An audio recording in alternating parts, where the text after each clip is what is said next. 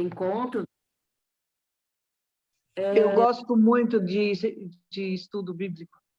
Ah, que bom, Roni. E você é sempre participativo, né? É muito... Essa é uma marca registrada da Roni. Quando era presencial, não faltava nem por decreto. Agora, aqui no virtual, também não. Mas a Regina, mesmo quando a Roni falta, a Regina é mais presente ainda. Eu devo como é que fala? Confirmar, né? Ela sempre participa. Eu acho que agora ela saiu, deve ter caído a conexão. Bom, então vamos iniciar, né, o nosso encontro dessa noite. Hoje será o nosso último estudo bíblico desse mês, porque na próxima semana tem um feriado, né? E aí eu vou estar com a casa cheia. E na última quinta desse mês, eu vou estar participando pela diaconia de um estudo sobre diaconia e escuta. E eu vou estar ajudando também na equipe de olhar também as perguntas, ajudando naquelas pessoas que vão estar dirigindo. Então, o pastor Sinodal me pediu para estar também ajudando nesse momento, nesse estudo. Então, acho que é dia 27 ou 28. Então, eu vou deixar. Então, esse mês vai ser hoje o nosso último encontro. E depois, o mês de maio, a gente vai dar uma parada, porque nós vamos estar de férias. E em junho, se Deus quiser, estaremos retornando. Maristela também entrou. Então, vamos ter uma palavra de oração. Nosso querido e bondoso Deus, nós te louvamos e te agradecemos, Senhor, porque mesmo com tantas pessoas viajando e com tantos afazeres, aqui, Senhor, se encontra um grupo das tuas filhas e filhos que separaram esse momento para estar na tua presença e também para ouvir a tua palavra, ouvir aquilo que o Senhor tem a nos ensinar e a nos dizer. Vem, Senhor, através do teu Espírito Santo, falar ao nosso coração. Usa-nos também como instrumentos em tuas mãos, para anunciar também a tua palavra com amor, com fidelidade, com honestidade. Em nome de Jesus que nós oramos, agradecidos. Amém. Eu quero ler com vocês o texto de Marcos, capítulo 16, os versículos 1 a 8. Marcos 16, 1 a 8. Depois que terminou o sábado, Maria Madalena, Salomé e Maria, a mãe de Tiago, compraram perfumes para perfumar o corpo de Jesus. Domingo, bem cedo, ao nascer do sol, elas foram ao túmulo. No caminho, perguntavam umas às outras: quem vai tirar para nós a pedra que fecha a entrada do túmulo? Elas diziam isso porque a pedra era muito grande, mas quando olharam, viram que ela já havia sido tirada. Então, elas entraram no túmulo e viram um moço vestido de branco sentado no lado direito. Eles ficaram muito assustados, mas ele disse: não se assustem, sei que vocês estão procurando de Nazaré, que foi crucificado, mas ele não está aqui, pois já foi ressuscitado. Vejam o lugar onde ele foi posto. Agora vão e deem este recado a Pedro e aos outros discípulos. Ele vai adiante de vocês para a Galileia. Lá vocês vê-lo, como ele mesmo disse. Então eles saíram e fugiram. Então elas saíram e fugiram do túmulo apavoradas e tremendo. E não contaram nada a ninguém, porque estavam com muito medo. Até aqui a palavra do nosso Deus. Bom, ao escutar essa... Ixi, eu peguei a água e esqueci. Ao escutar essa palavra aqui a respeito da ressurreição, o que passa na cabeça de vocês? Eu queria, assim, começar falando um pouco sobre essa grande pedra que estava na entrada do sepulcro. Muitos de nós, quando nós vamos fazer alguma coisa, a gente pensa naquilo que a gente vai fazer para ver se vai dar certo. E assim nos programamos também para as nossas ações. Essa é a lógica humana. Mas será que existe lógica para o amor? O que vocês acham? Vocês acham que existe lógica para o amor? Será que o amor segue as razões como assim, da lógica, de achar que isso mais isso, como é que vai dar certo ou que não? Como é que vocês acham?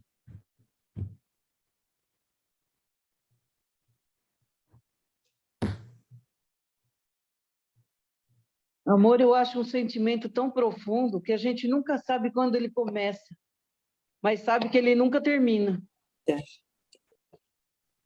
Isso mesmo. Então, e quando a gente ama, será que a gente mede sacrifício? Por exemplo, Roni, você que falou. Eu te perguntar, para a pessoa que mais ama, você mediria algum sacrifício para fazer por ela? Eu acho que a gente sempre se doa. Se pedisse meu braço para a vida do meu filho, eu daria, pela minha filha, pela minha neta, pelos meus, sei lá, até para um estranho. Eu acho que quando a gente ama, a gente faz sacrifício, sim. Uhum. Isso mesmo. Então, agora, eu vou trabalhar um pouco esse texto, né? Dizendo assim, que o amor não mede sacrifícios para fazer algo para quem se ama. As mulheres, todos nós sabemos que no ministério de Jesus, elas ganharam um destaque muito grande. Elas se sentiram valorizadas, dignificadas. Essas mulheres, elas se tornaram seguidoras de Jesus durante os seus 3 anos de ministério. Não só seguiram Jesus, mas empenharam seus bens para ajudar no sustento de Jesus e dos seus discípulos. Então, essas mulheres, muitas delas, algumas delas, eram pessoas de posses e ajudavam a manter o ministério de Jesus. Por quê? Porque Jesus andava de aldeia em aldeia, de cidade em cidade, e não andava sozinho. Ele andava com um grupo de discípulos, um grupo de mulheres que também não são muitas vezes conhecidas como discípulas, mas eram também discípulas, porque elas eram pessoas seguidoras de Jesus e ouvintes da sua palavra e colocavam também em prática a palavra de Jesus. E para elas, Jesus era muito mais do que um amigo. Jesus era o mestre. Jesus era o seu Senhor, o seu Salvador. A pessoa que havia dado sentido às suas vidas e esperança aos seus corações. Uma das mulheres era Maria Madalena, a quem Jesus havia expulsado 7 anos. Agora, imagina essa mulher, como ela era grata a Jesus, como ela era grata. E agora, essas mulheres, Jesus morreu numa sexta-feira, bem já no final da tarde. E aí não deu tempo de fazer aqueles rituais, os preparativos que costumavam fazer quando uma pessoa morria, que era o unguento, as especiarias, ungir, né, a pessoa, o corpo da pessoa e prepará-la para o sepultamento. na pressa, porque já estava perto do pôr do sol, e o dia para o judeu começa a partir do pôr do sol. Então, Jesus não deu tempo de fazer esse ritual. Então, as mulheres, após o sábado, elas já compraram os ungüentos, as especiarias, para irem ao túmulo na manhã de domingo, nas primeiras horas da manhã de domingo. E é interessante que essas mulheres, elas não pensaram nas dificuldades. Olha, só que eu consigo lembrar, são duas, e muito bem plausível de qualquer pessoa dizer, não adianta ir ao túmulo, por duas razões. A primeira, havia dois guardas guardando o sepulcro, e esses guardas ficavam lá dia e noite. Para quê? Para evitar que o corpo de Jesus fosse roubado. Segundo motivo para os quais essas mulheres não deveriam ir ao túmulo. Havia uma pedra que era muito grande, tamanho de uma roda de carroça, e que era de pedra e muito pesada, precisava de vários homens para girar essa pedra, para empurrar. Agora, imagina 3 mulheres, né? Quais as possibilidades dessas mulheres conseguirem empurrar uma pedra? Nenhuma, certo? Mas, mesmo assim, diante dos obstáculos, as mulheres não pararam para dizer assim, nós não vamos porque não adianta. Elas simplesmente saíram e foram. Por quê? Porque Jesus representava muito para elas. Não só um sonho, né? A esperança de uma nova vida que elas experimentaram a partir de Jesus. Elas não só viveram com Jesus, escutaram as suas palavras, mas vivenciaram o evangelho, a boa notícia proferida por Jesus e, ao mesmo tempo, vivida através das palavras de Jesus, que eram palavras de poder, né, de curar, de libertar pessoas e de dar às pessoas que não tinham mais esperança um sentido para a vida, a esperança novamente. E agora, então, essas mulheres não enxergam os obstáculos.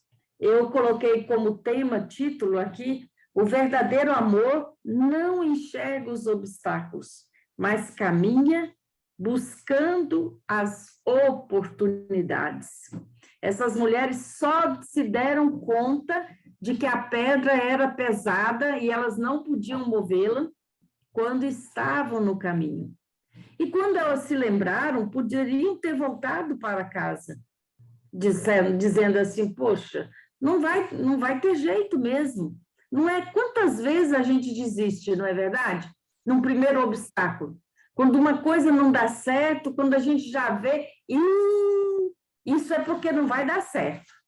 Não é sinal de que não vai dar certo. Mas essas mulheres não pararam aí. Diante do primeiro obstáculo, elas caminharam. E eu acho que muitas vezes na nossa vida, a gente precisa caminhar na fé, mesmo sabendo que tem os obstáculos, mas crendo que aquele a quem nós colocamos a nossa fé e a nossa esperança é superior aos obstáculos, às dificuldades. Então, no final do sábado, as mulheres, então, compraram esses ungüentos e foram até lá.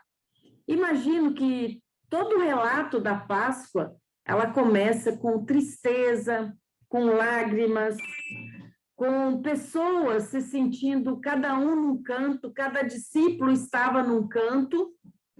Pedro também estava separado dos seus outros discípulos, com remorso, daquilo que ele tinha feito, negado Jesus. Judas tinha traído por 30 moedas de prata, tentou desfazer, mas no momento que ele viu que não tinha como desfazer o feito, ele se suicidou. E Pedro também traiu Jesus ao negar, por vergonha, talvez, e medo de ser ali conhecido como um dos discípulos e também acabar na mesma situação de Jesus.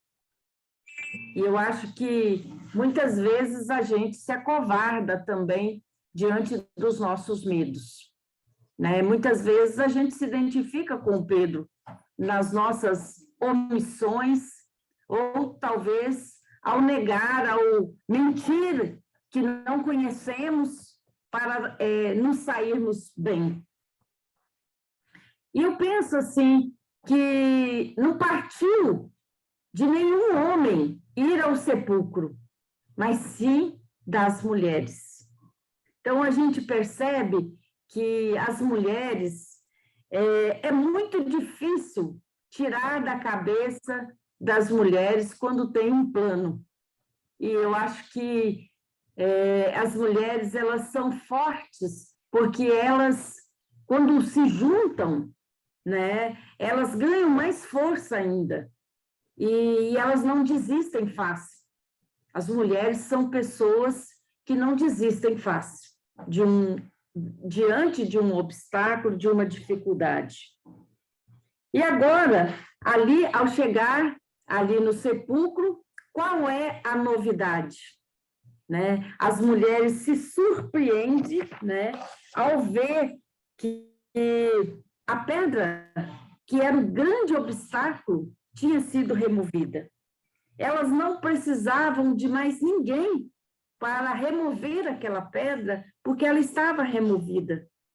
E elas então chegam e entram e vão até o sepulcro. E lá se encontram com um anjo que diz que Jesus não está ali, mas que ele estava vivo e que ele foi ressuscitado. Ou seja, Jesus não tirou aquela pedra sozinho. Ele foi ressuscitado pelo Pai. A ação de Deus. É como ele havia pregado, como ele havia anunciado aos seus discípulos. Essas mulheres não esperavam. Elas foram ali para ungir um defunto, o mestre a quem elas amavam tanto, mas encontra ali um mensageiro de Deus que vai dar em primeira mão a maior de todas as notícias. Jesus ressuscitou. Ele vive. Que notícia maravilhosa. Acredito que naquele momento as mulheres pensavam que estavam sonhando, mas não era verdade. Aquela manhã silenciosa ganhou um som estridente, o som da vitória.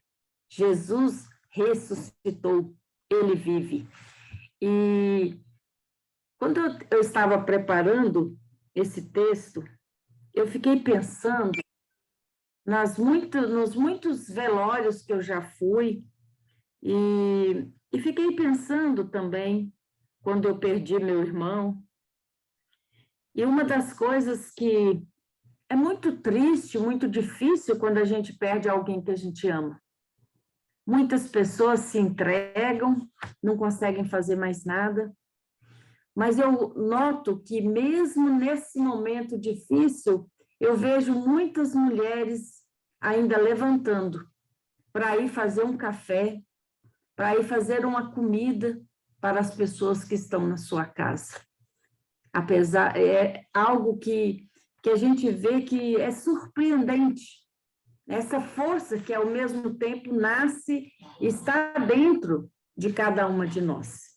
E eu vejo que Jesus permite que essas mulheres, que numa época eram tão desvalorizadas, Jesus valoriza, e não só valoriza, como permite que elas sejam as primeiras testemunhas da ressurreição. E Aqui o relato de Marcos fala que elas ficaram com tão surpreendidas e com tanto medo, com tanto temor. Aqui fala que elas não contaram para ninguém. Mas Jesus aparece depois para Maria Madalena. Veja só, eu acho que as outras mulheres foram embora, mas Madalena permaneceu ali. Por quê? Porque Madalena amava demais Jesus. Jesus tinha expulsado 7 demônios da vida dela. Eu imagino que a vida dela antes de Jesus tinha sido uma vida sem sentido, sem esperança, e que Jesus deu um novo sentido para a sua vida. E ela fica ali. Eu imagino que, ao mesmo tempo que estava feliz, ela estava encabulada. Onde está Jesus? E Jesus aparece para Maria Madalena. E aí ele fala para essas mulheres, vão, anunciem para Pedro e aos outros discípulos que eu, ressuscitei e vou adiante de vocês para Galileia. Lá vocês vão me encontrar. E assim, a notícia da ressurreição, da Páscoa, foi se espalhando. É claro que, no primeiro momento, os discípulos não acreditaram. Pedro foi até o túmulo, viu que o túmulo estava vazio, viu que as palavras daquelas mulheres eram verdadeiras, mas a dúvida pairava ainda no coração de Pedro, assim como no coração daqueles 2 discípulos que caminhavam pela estrada, pelo caminho de Emaús, que não reconheceu Jesus quando aproximou-se deles. E agora, eu gostaria de refletir com vocês também a respeito dessa pedra como uma figura também nas nossas vidas. Quantas pedras a gente tem que enfrentar no nosso caminho, na nossa vida?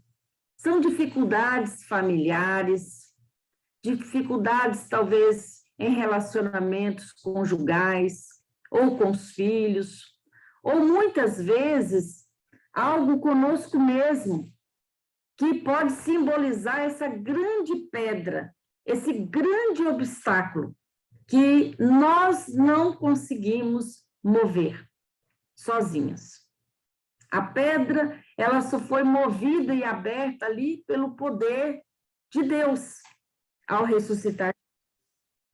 E aqui eu trago para nós também que em muitas situações da nossa vida há poder forte como o pecado, que pode também ser obstáculos na nossa vida. E onde nós sozinhas, não podemos remover. Mas aí entra o sacrifício de Jesus na cruz por nós, como com a sua forte mão, e ele nos alcança e nos livra do lamaçal do pecado, ou nos dá a mão para sairmos lá onde nós estamos atolados, perdidos ou presos. Precisamos esticar as mãos e entregar a Jesus os grandes obstáculos da nossa vida. Sem Jesus, nós ficamos presos também. As pedras podem impedir a luz da manhã da ressurreição. Mas quando Jesus ressuscitou, ele derrotou os poderes da morte e também do pecado. E quem o recebe em fé como seu Senhor e Salvador, já desfruta da certeza da vida eterna, que nem vida, nem morte, nem anjos, nem principados, nem coisas do presente ou do porvir, nem poderes, nem altura, nem profundidade poderá nos separar do amor de Deus que está em Cristo Jesus, nosso Salvador. Nada poderá nos separar do amor de Deus. Paulo já dizia isso em Romanos capítulo 8, versículo 38. E eu gostaria de trazer para vocês uma ilustração que eu vi no Orando em Família, que trabalha um pouco esse texto, no Orando em Família, esse texto de Marcos 16. E fala do filósofo Kierkegaard, que é um grande filósofo protestante, que escreveu algumas coisas muito interessantes também a respeito da fé. E ele narra uma história verídica de um teatro, em que um grupo de artistas se superava pelo seu desempenho na atuação de papéis e mais papéis difíceis, e cada vez eles se aperfeiçoavam mais. E um dia, o teatro estava lotado de gente para assistir o espetáculo. E aí alguém chegou perto dessas pessoas, dos artistas, para o diretor do teatro, que ia apresentar a peça, e disse: olha, tem um ponto de incêndio no teatro. E aí o diretor chamou o seu ator principal, cara mais talentoso, para poder persuadir com muita carisma, para que as pessoas saíssem correndo daquele teatro, porque estava tendo um incêndio.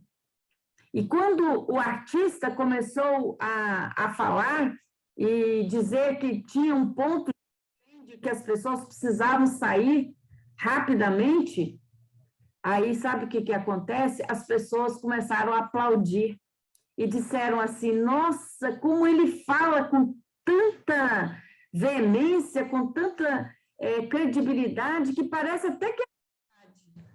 Mas não acreditaram que estava acontecendo. O que foi um desastre para aquelas pessoas que estavam naquele teatro, e muitas mortes aconteceram, porque não conseguiram ouvir aquilo que estava sendo anunciado. A mesma coisa acontece com o Evangelho, com a palavra de Deus. São muitas vozes a falar nos nossos ouvidos. No mundo confuso, cheio de tantas vozes que gritam, a gente precisa saber qual é a voz do nosso pastor.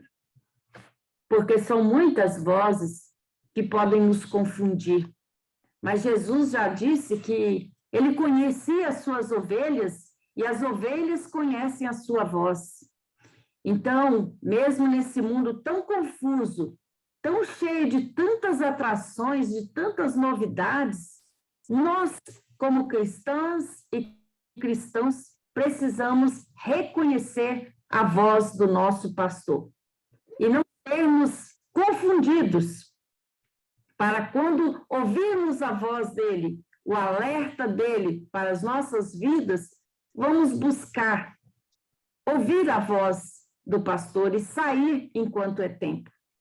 Assim é anunciado o Evangelho, o ensino de Jesus, que é aquele que ouve a sua voz e crê na sua palavra, tem a vida eterna.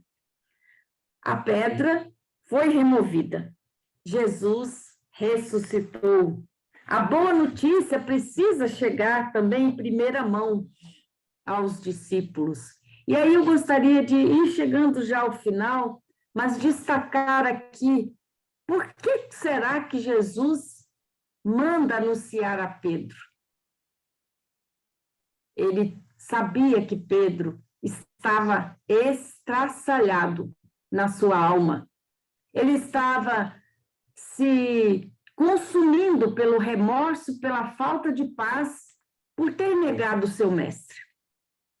E Jesus manda que anuncie também a Pedro, console a Pedro, porque ele será um grande alicerce para a igreja cristã. Será uma pedra que terá muito valor no início dessa igreja que será edificada sobre a grande pedra angular, que é Cristo.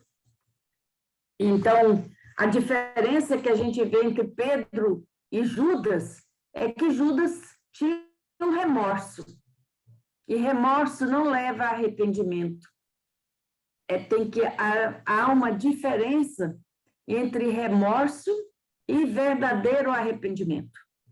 Um conseguiu o perdão e foi salvo. Os dois poderiam ter sido salvos, mas apenas um, conseguiu, recebeu esse perdão e aceitou esse perdão, reconheceu que tinha pisado na bola, que tinha feito o que era errado, que não tinha paz sem receber o perdão de Jesus.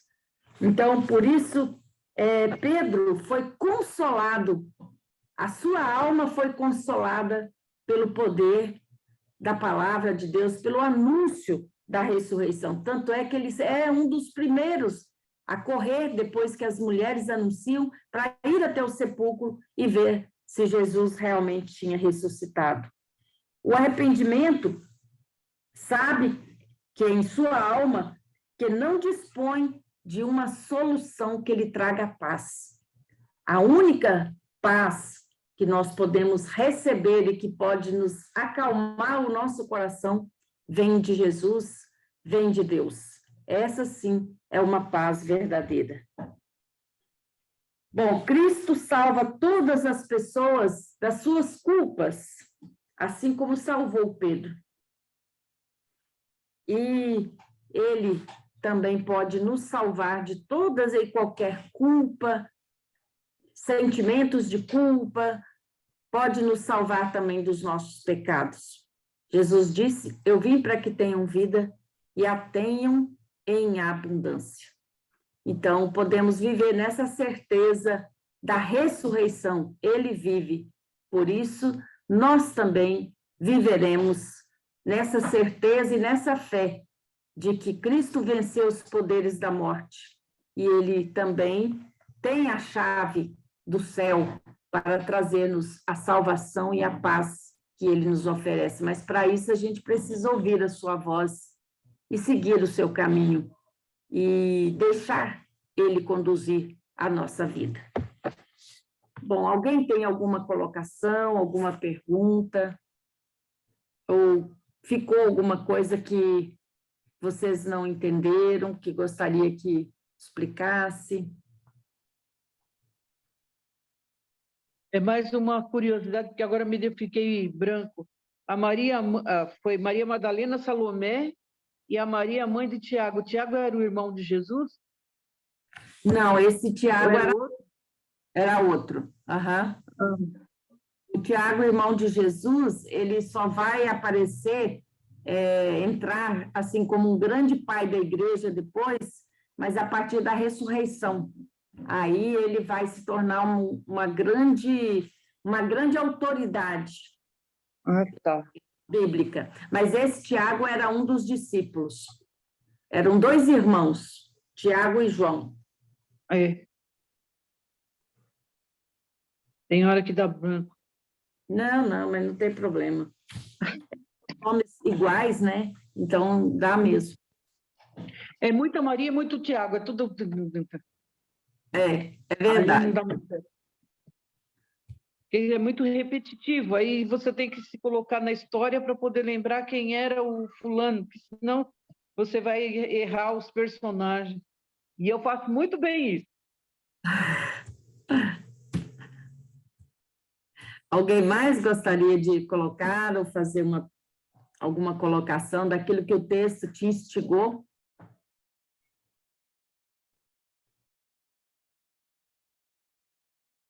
Se não, vamos encerrar. Eu vou pedir para o Paulo hoje orar para nós, encerrando o nosso momento de estudo, pedindo que Deus também esteja conosco nesse momento agora, amanhã, sexta-feira santa, que a gente possa parar, meditar, né, sobre o grande sacrifício de Jesus na cruz, feito por cada um de nós, mas também da sua ressurreição, que traz para nós um novo sentido para a nossa vida cristã. Então, oremos. Nosso Deus, nosso Pai, eu quero lhe agradecer por tudo que nos tem dado e por tudo que tem feito por nós.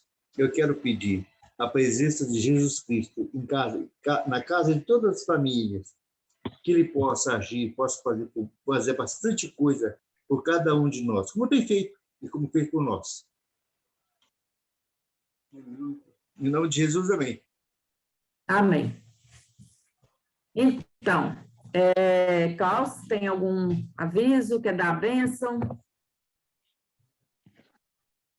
Aviso para a turma que mora pelas bandas de cá, tem culto domingo às 10 horas da manhã, com a participação de muitas crianças do projeto Diaconal Thalita Cumi e também das crianças do culto infantil. Então, com certeza, será um culto muito significativo. O que mais? Tem um almoço? O almoço, depois do culto, né, será comunitário, cada pessoa traz alguma coisa para comer. E a Dinorá e o Paulo já nos falaram que vão fazer um... O que é, Paulo, Dinorá? Risoto. Um risoto, né, para as pessoas que vierem e que não sabem que tem que trazer alguma coisa parecida, né? Então, ninguém vai ficar com fome, como diz a música que hoje saiu na mensagem pastoral, né? Ninguém ficará com fome, ninguém ficará com fome, ninguém mesmo. Então, tá legal, é isso. Vamos receber então a bênção? A graça do nosso Senhor Jesus Cristo, o grande, enorme amor de Deus Pai e a comunhão do Espírito Santo faça diferença na nossa vida pessoal, mas também na nossa vida familiar, e também pedimos pela mesma bênção na vida de todas as nossas amigas e amigos. Amém. Amém. Então, o pessoal do projeto